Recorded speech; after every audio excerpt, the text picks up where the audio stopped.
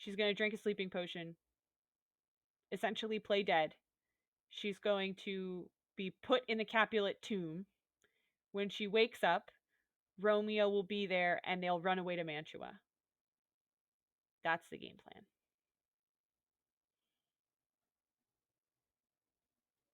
And then number 5 is included in the game plan. They're going to Mantua. That's where Romeo has run away to in his banishment, is in Mantua. Okay, moving on. Scene 2, scene 3, scene 4 to 5 all kind of go together. It's like the wedding, essentially. So Juliet returns home and apologizes to Lord Capulet. She agrees to marry Paris, and Capulet is pleased. He is so pleased, in fact, that he moves the wedding up one day. The wedding is now Wednesday, tomorrow, instead of Thursday. Juliet leaves to prepare for her wedding day. Juliet then asks Nurse and her mother to allow her time to herself this evening. Sometimes, like, Nurse sleeps in her room to keep her company.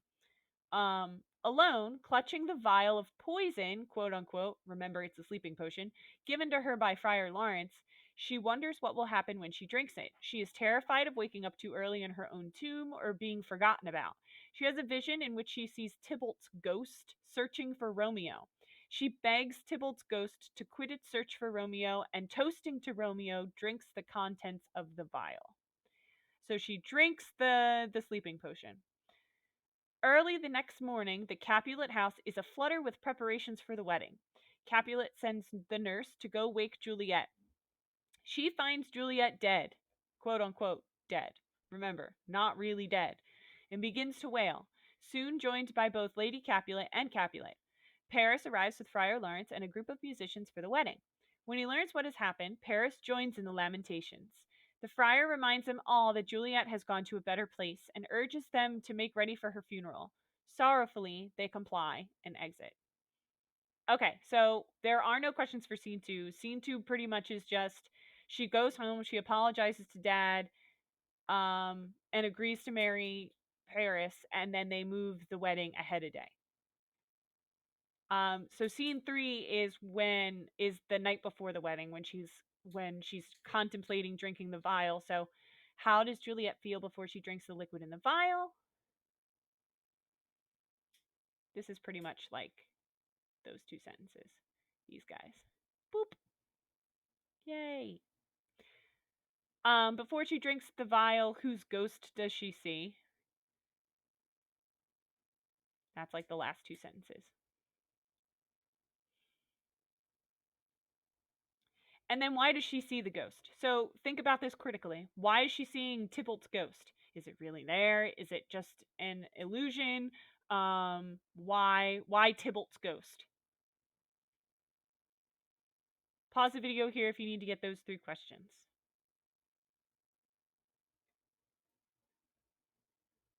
Okay, scene 4 to 5. Who finds Juliet's quote unquote corpse first? Remember, she's not really dead. That's going to be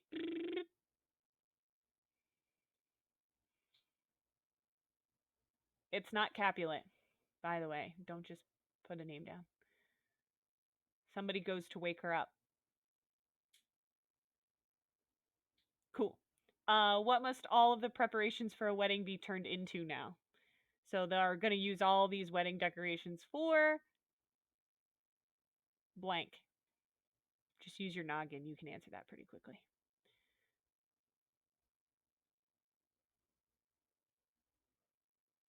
Okay. For Act 5, you will read a summary for Scene 1 and 2, then read some of the graphic novel for Scene 3, and end with a summary of the end of the play. So we're going to bounce back and forth a little bit. We're going to stay on this worksheet. Just follow along with me, and I'll show you how to get to everything. All right, so Scene 1, Act 5. On Wednesday morning on a street in Mantua, a cheerful Romeo describes a wonderful dream he had the night before. Juliet found him lying dead, but she kissed him and breathed new life into his body. Just then, Balthazar, Romeo's servant, enters, and Romeo greets him happily, saying that Balthazar must have come from Verona with news of Juliet and his father. Romeo comments that nothing can be ill in the world if Juliet is well. Balthazar replies that nothing can be ill then, for Juliet is well. She is in heaven, found dead that morning at her home. Thunderstruck, Romeo cries out, "Then I defy you, stars." Um, this quote, just so we're aware, essentially means like he's angry at fate, at the universe for giving him this fate. Romeo doesn't know about the plan that Juliet and Friar Lawrence made. So his servant coming to him and telling him that Juliet is dead, Romeo genuinely thinks that Juliet is dead. He has no idea. Okay.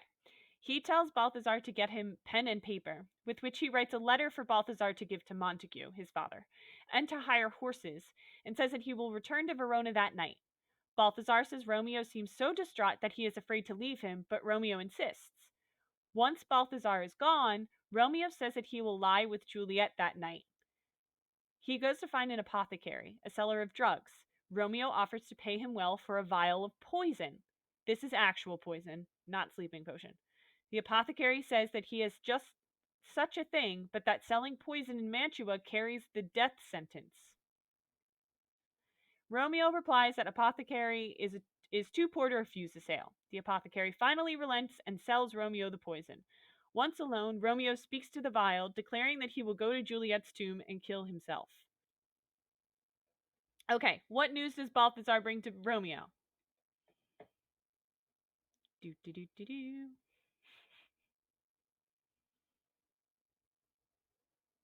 What does Romeo buy from the apothecary?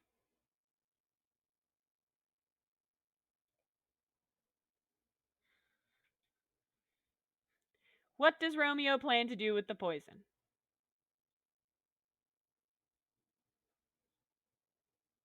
Okay, so I repeat, Juliet's not really dead.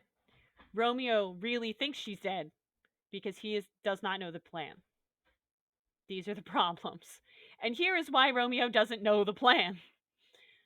At his cell, Friar Lawrence speaks with Friar John, whom he had earlier sent to Mantua with a letter for Romeo. He asks John how Romeo responded to his letter, which described the plan involving Juliet's false death. Friar John replies that he was unable to deliver the letter because he was shut up in a quarantined house, haha, little too topical, due to an outbreak of plague, haha. Friar Lawrence becomes upset, realizing that if Romeo does not know about Juliet's false death, there will be no one to retrieve her from the tomb when she awakes. He does not know that Romeo has learned of Juliet's death and believes it to be real. Sending for a crowbar, Friar Lawrence declares that he will have to rescue Juliet from the tomb on his own. He sends another letter to Romeo to warn him about what has happened and plans to keep Juliet in his cell until Romeo arrives. Okay. So, I totally forgot about the quarantined house due to an outbreak of plague. Um that's really sad and very unfortunate for this guy. But so Friar Lawrence wrote Romeo a letter that this other friar, Friar John, was supposed to send to deliver to Romeo. The letter stated for number 14, boop, ba-doop, ba-doop, ba-doop, ba-doop, essentially the game plan. Like Romeo needs to go to the tomb on the day of her funeral so that way he can wake her up and take her home. This is why Romeo doesn't know the plan, because Friar John was quarantined.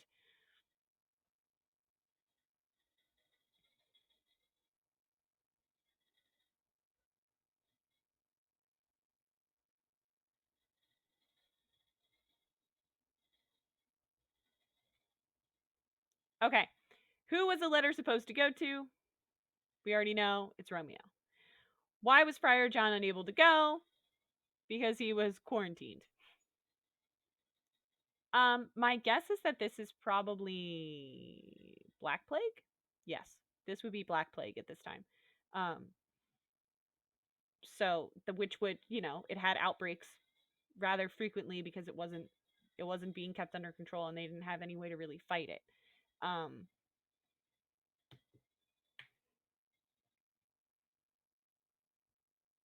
okay, so number 17. What is the problem with Romeo not knowing about Juliet's false death? So Juliet is going to wake up in her tomb. Like, this is where she's going to eventually actually die. Like, if she were to live a long life and all that. Um, and this is where all of her dead family members are, including Tybalt. So now she's gonna wake up in this tomb. If Romeo doesn't know the game plan, he's not going to know about this.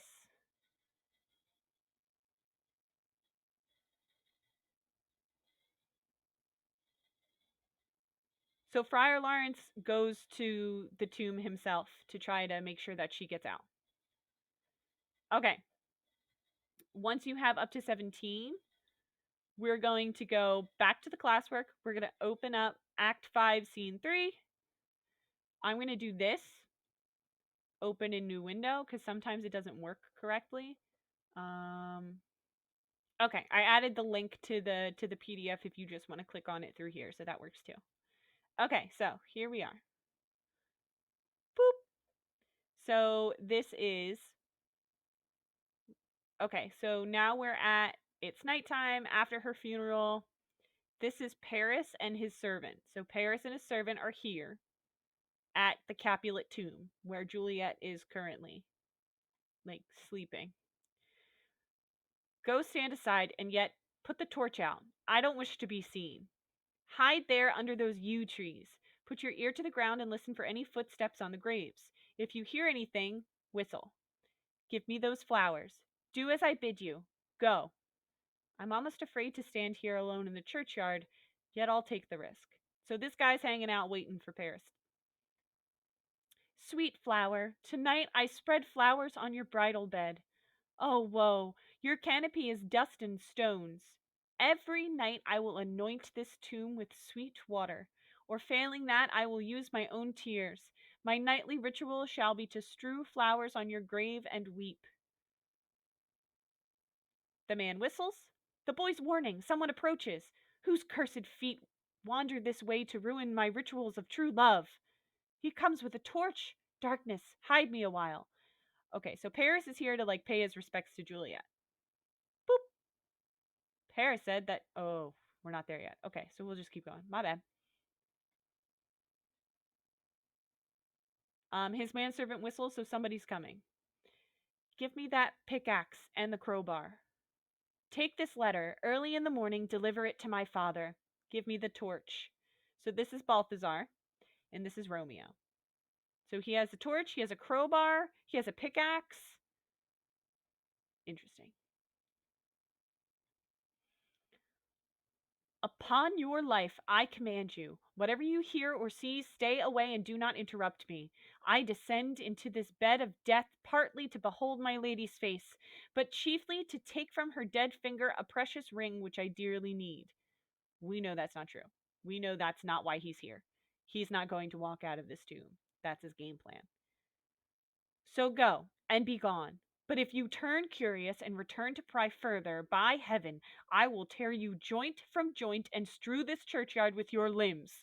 Tonight I am more wild and more relentless than hungry tigers or the raging sea. I'll go, sir, and will not trouble you. That's the way to show me friendship. Take this, and he throws him a bag of money. Live and be prosperous. Farewell, good fellow. And yet, for all this, I'll hide myself nearby. I fear the look on his face and suspect his intentions. And then he squats down, and then he falls the heck to sleep because Balthazar is Balthazar. You hateful mouth! You've swallowed the dearest morsel on earth. Now I'll force open your rotten jaws and stuff you with another. It's that arrogant Montague, the one who's been banished. He murdered my love's cousin, and it is believed the fair creature died of her grief. Now he comes to commit some awful crime to their dead bodies. I will catch them. Okay, so pause here. This panel right here, this one here, is the panel we're looking at for this question. On page 187, Paris says Juliet died from the grief she felt after Tybalt's death. What does he think Romeo is doing? Sorry. Right here. Boop, boop, boop, boop, boop, boop, boop. Remember, nobody knows that Romeo and Juliet were in love. Nobody knows that Romeo and Juliet are married. Except for Nurse. She's the only one.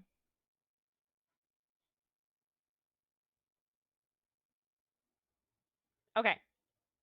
Make sure you have 18 answered. Um, Romeo refuses to come with Paris. What do they end up doing? So we're about to get an encounter. I'm just going to close this. Stop opening it. Okay. Halt your wicked labor, vile Montague. How far will you pursue your revenge? Condemned villain, you've been caught. Obey and go with me, for you must die. And he pulls out his sword, or he pulled out his sword earlier, but I must indeed, and that is why I came. Good youth, do not test a desperate man. Fly from here. Think of those who are gone and let it put fear in your heart. I beg you, do not lay another sin on my soul by provoking my fury. Go! By God, I swear I love you better than I love myself, for I've come here armed to do myself harm. Run! Live, and from now on say that you were spared by a madman's mercy. Damn your pleas! I arrest you as a criminal! Will you provoke me? Then let's go, boy. Oh, Lord, they're fighting! I'll call the watch. So this is Paris's man. Balthazar is passed out somewhere in the graveyard. Remember, he fell asleep. So now they're fighting. So they're sword fighting. Clang, clang. Clang, clang. Boom. Oh, I am slain. If you are merciful, open the tomb and lay me next to Juliet. And so then he's on the ground.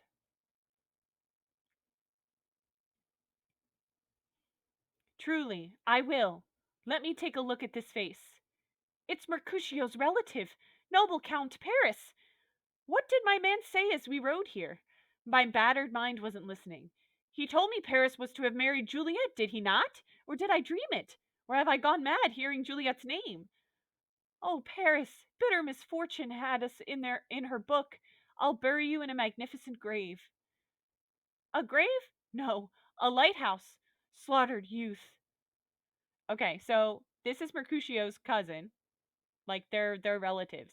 His friend, Mercutio, that was killed by Tybalt. He just killed Mercutio's friend. So Romeo has like nothing but respect for this guy. Like this guy is a good dude and he's related to the prince and he feels super bad about it.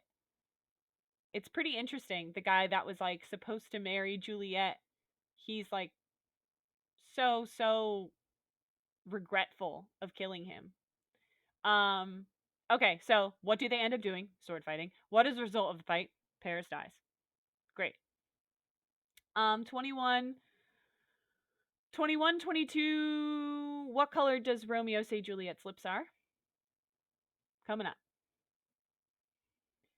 For here is Juliet, and her beauty fills this vault with light.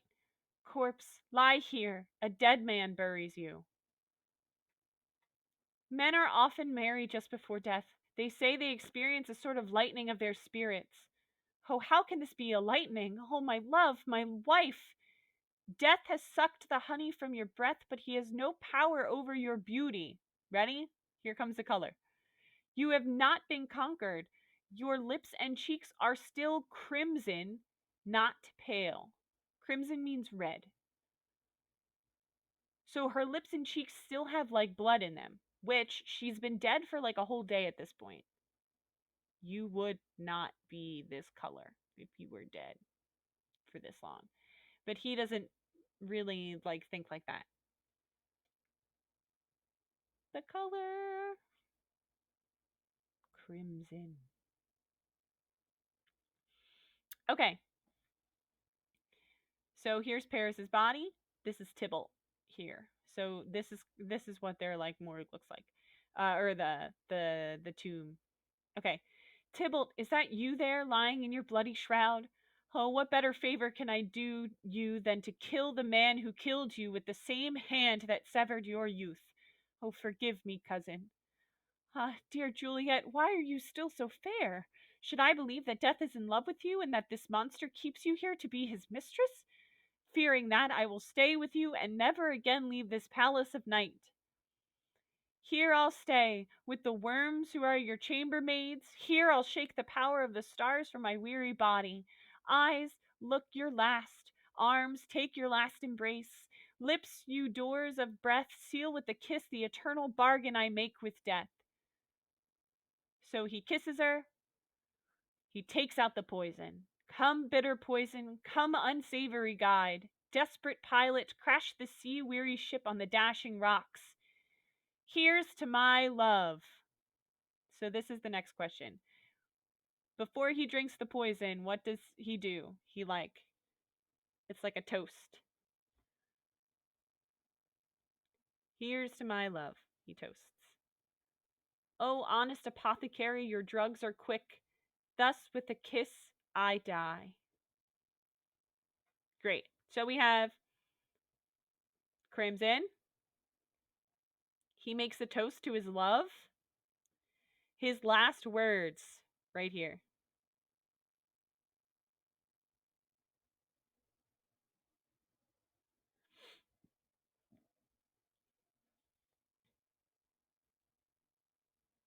Okay. Somebody else is about to show up. It's our boy, Friar Lawrence, here to save the day. Balthazar is still asleep, like a useless human. St. Francis, help me! And he trips over Balthazar's legs. How often tonight have my old feet stumbled on gravestones? Who's there? A friend, and one who knows you well. God bless you. Tell me, good friend, what is that torch over there vainly casting light for worms and eyeless skulls? It looks like it's burning in the Capulet tomb. It is, sir. My master is there, whom you love. Who? Romeo. How long has he been there? Half an hour. Go with me to the tomb. I don't dare. My master thinks I have left. He threatened me with death if I stayed to watch him. Stay, then. I'll go alone. Oh, I greatly fear some wicked misfortune. As I slept under this yew tree here, I dreamt that my master and another man fought, and that my master killed him. He didn't dream it, remember? Like, it actually happened. So he probably heard this fight in his sleep, Balthazar. Romeo! Oh no, what is this blood that stains the stony entrance of the tomb? Why do these bloody swords lie here abandoned by their masters? And then he enters the tomb and sees two really dead bodies and one not dead body. Romeo, oh, he's pale. Who else? What, Paris too? Oh, this grim scene is cruel and unnatural. The lady moves. Oh, comforting friar, where's my husband? I remember where I should be, and here I am. Where's Romeo? I hear noise. Lady, come from this vile place of death. A power greater than you or I has thwarted us. Come away. Your husband lies there dead, and Paris too. Come, I'll place you in a sisterhood of holy nuns. Don't wait to ask questions. The watch is coming. Come, go, good Juliet. I dare not stay any longer. Go then. Be gone. I will not leave. And then he runs away. And then she cries. Okay, so who arrives to the tomb? Friar Lawrence. So we're about to get why does Juliet kiss Romeo's lips? So Friar Lawrence shows up to the tomb. That should be 24. Excellent. Okay. What's this? A cup closed in my true love's hand? Poison, I see, was his end. How rude of you to drink it all and leave none for me. Then I will kiss your lips. Perhaps some poison still hangs on them. Your lips are warm. Lead, boy, which way? Oh, noise? Then I'll be quick. Oh, happy knife. And she reaches for the knife in his sheath. This is your sheath. Rust there and let me die. And she stabs herself. You can see it peeking out over there. And she falls. And she is dead. Okay. Why does Juliet kiss Romeo's lips? Remember, he drank poison out of this cup. There's none left. Right here. This is why.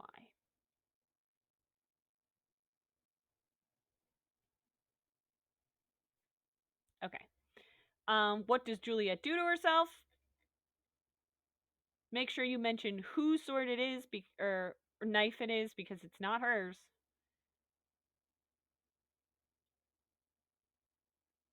And then these are her last words.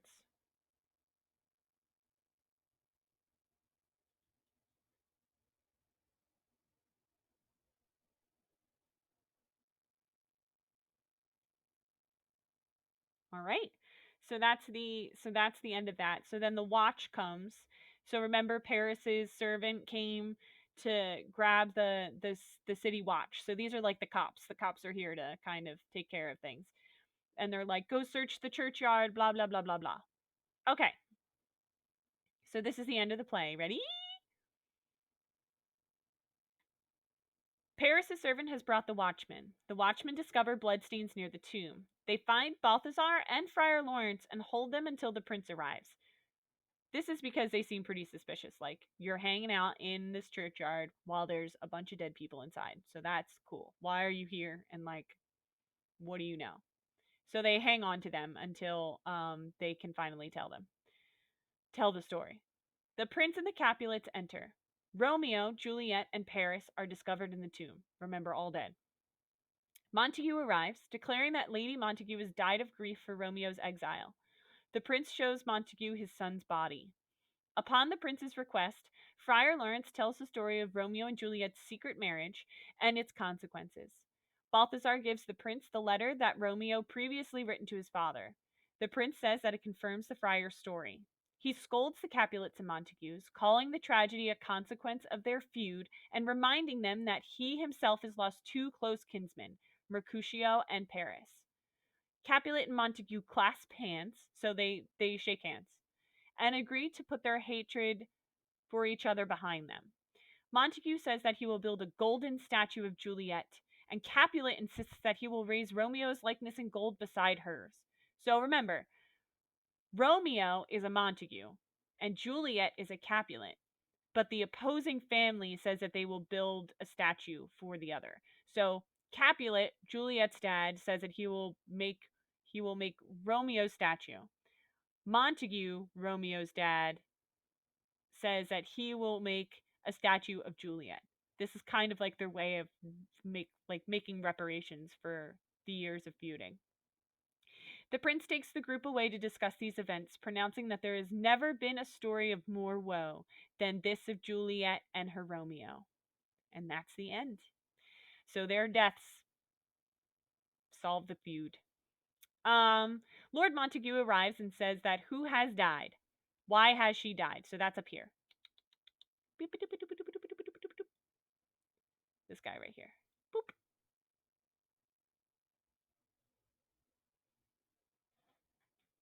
Montague says who has died and why did she die? Awesome. What does Prince do in response to hearing the story Friar Lawrence tells of Romeo and Juliet's love and reading the letter? So, Balthazar gives the letter. Friar Lawrence tells of Romeo and Juliet's secret marriage and their love. And this is what the prince does.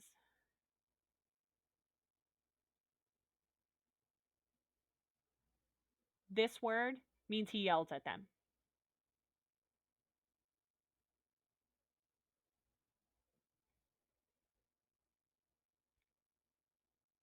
Okay, and in the end, what do Capulet and Montague agree to?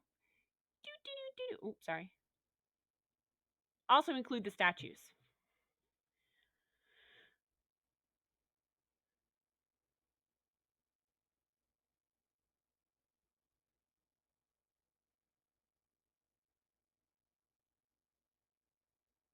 Okay.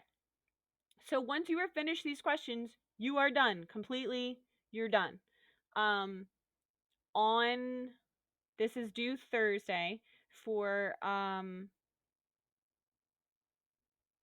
7th period, it's due Friday since your stuff will go up then. Um, Also, just make sure that you guys are staying on top of all of your stuff. If you need, there's extra credit all over the classwork page. So here, just so we're aware. Wow, there's a whole extra credit thing. I apparently didn't add the Flipgrid stuff to it, but the Flipgrids, oh, sorry, all the Flipgrid stuff and the summary stuff, I'll show you.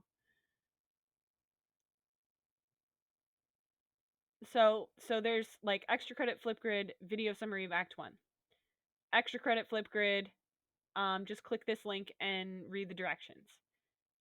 There's also another extra credit Flipgrid, I believe, that's just like an update Yep, this is an update on your life.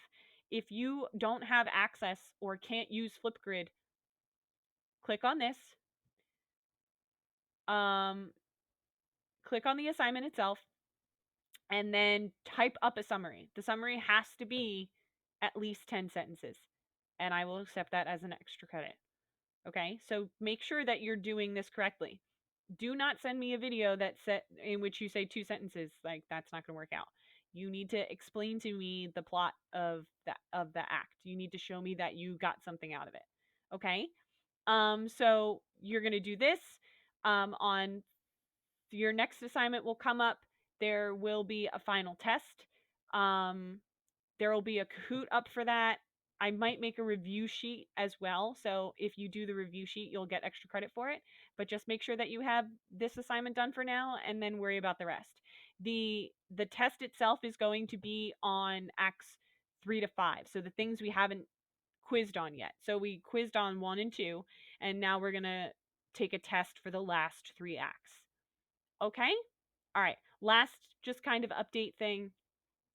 If you need to request a meeting, if you need me to meet with you for whatever reason virtually, fill out this Google form. You click the form, you fill out your name, your email address, what times work for you, and what you need to discuss. Okay? And then there will also be, I'll probably post a video on Wednesday with some important announcement, end of class type of stuff. Okay? All right. I'll see you guys later. Have a lovely day.